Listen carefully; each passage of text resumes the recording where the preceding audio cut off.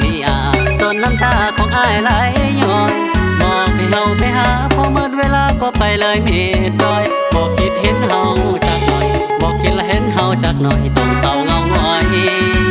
กลับบ้านคนเดี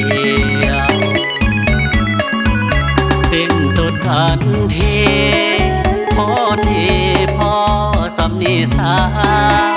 บ่อยากเสือเจ้าแล้วแก้วตาน้องสาวพี่แม่คนหลายใจหลอกให้อายหลงหักเจ้าจนบ่เพื่อใจแต่แล้วเจ้ามีสายใหม่นั่งกอดสามไว้ต่อหน้าต่อตา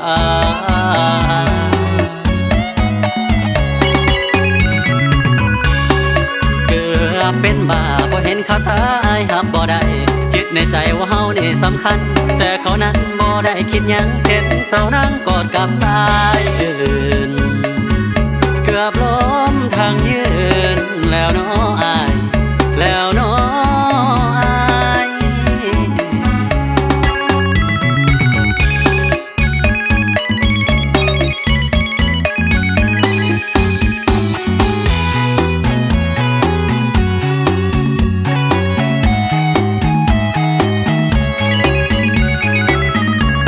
อกหักละมักสาวพี่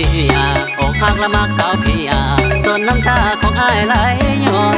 บอกให้เฮาไปหาพอหมดเวลาก็ไปเลยมีจอยบอกคิดเห็นเฮาจักหน่อยบอกคิดละเห็นเฮาจักหน่อยต้องเศร้าเงาหงอยกลับบ้านคนเดียวสิ้นสุดกันที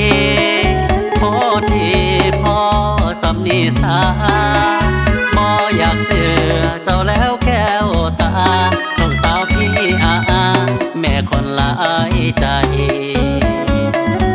หลอกให้อายหลงหักเจ้า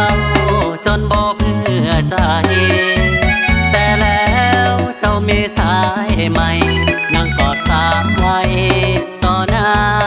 ต่อตา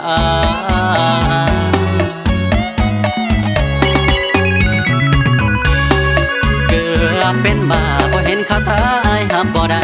คิดในใจว่าเฮานี่สำคัญแต่เขานั้นบ่ได้คิดหยังเห็นเจ้านั่งกอดกับสายอื่นเกือบล้มทางยื